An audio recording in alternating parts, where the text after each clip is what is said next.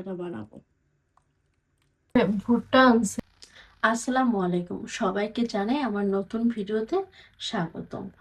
তো আজকে সকালবেলা ঘুম থেকে উঠেছে অনেক আগে, তো ওঠার পরে কিছু কাজ ছিল, সেগুলো শেষ করে তো ভাবলাম যে আপনাদের সাথে আমার দিনটা শেয়ার করি কি কি করছি।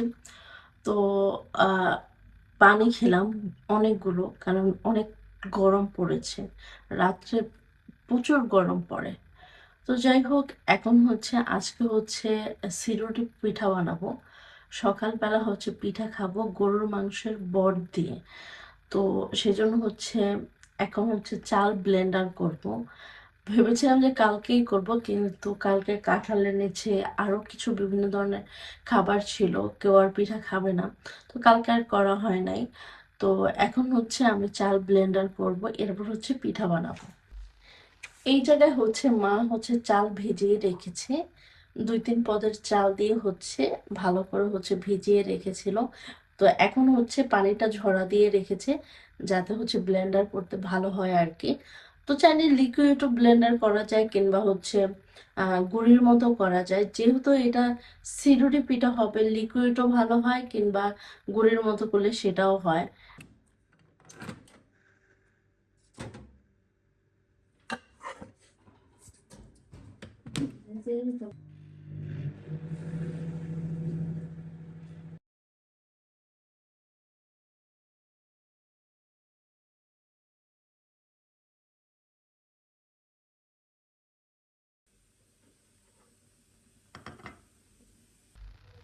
এই হলো আমার সকালের নাস্তা। তো আজকে খুবই মজার একটা ক্রোসন খাচ্ছি। ইতালিয়ান ভাষায় এটাকে বলে কর্নেত্তো।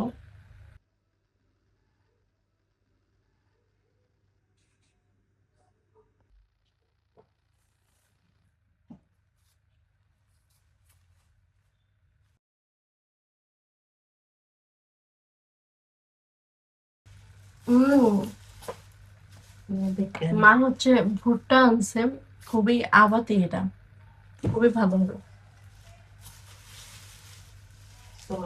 ও এগুলা মা একদম আবাতি, কিন্তু বড় বড়।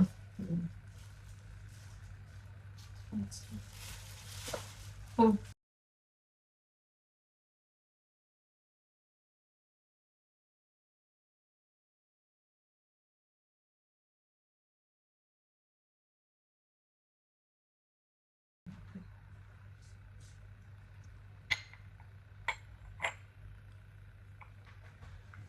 তো আমার সকালের নাস্তা ডান। এরপর সিরুটি পিঠা বানাবো।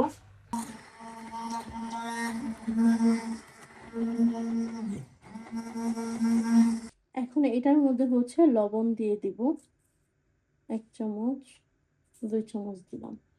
আর সামান্য পরিমাণে তেল দিয়ে দিব, 2 চামচের মতো। এখন খুব ভালো করে মিশিয়ে নেব। তো এটার মধ্যে আর একটু পানি লাগবে, আর এটা একটু ঘন আছে।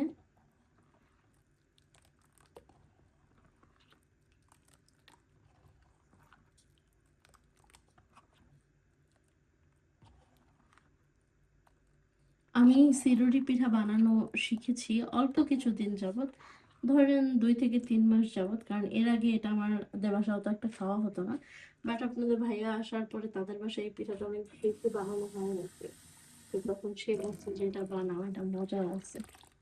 তো যাই হোক,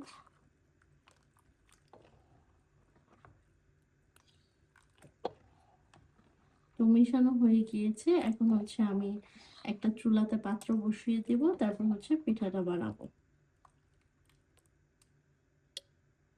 তার মধ্যে সামান্য পরিমাণে একটু তেল দিয়ে দিব, হালকা একটু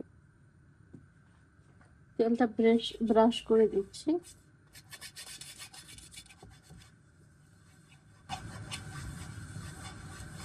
তো কিভাবে করছি দেখতেই পাচ্ছেন।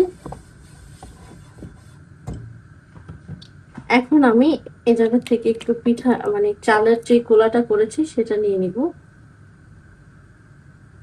সেটা নিয়ে এই যে এটার মধ্যে নিয়ে নিয়েছি। এখন হাত দিয়ে এভাবে ছিটিয়ে ছিটিয়ে দেব।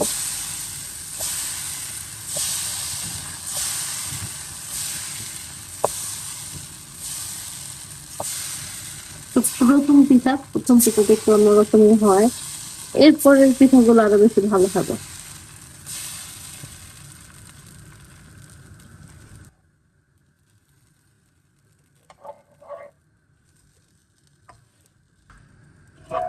তো দেখেন এই পিঠাটা কতটা সুন্দর হয়েছে, জালি জালি হয়েছে, আর বেশ ক্রিস্পিও হয় এই পিঠাটা, খেতে আসলে ভালোই লাগে।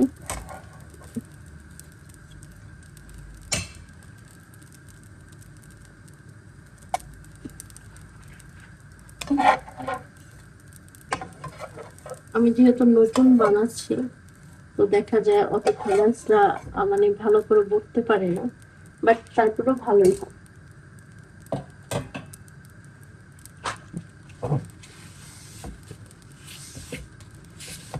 আমি আরেকটা পিঠা আপনাদের দিয়ে দেখাবো।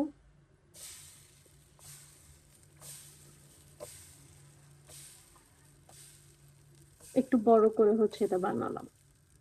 এখন হচ্ছে এটাকে একটা ঢাকনা দিয়ে ঢেকে দেব।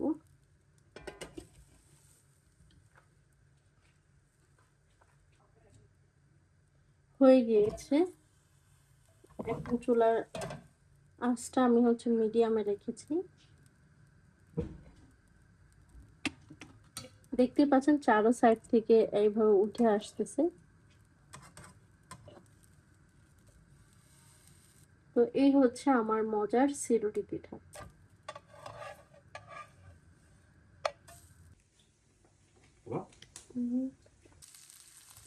এটা হচ্ছে গরুর মাংসের চুরি চাল করতেছে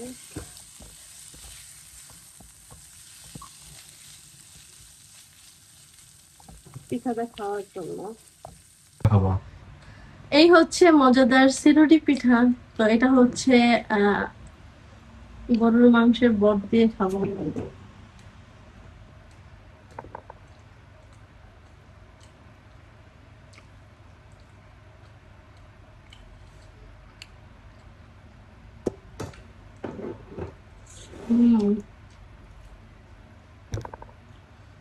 আসলে মজা হয়েছে।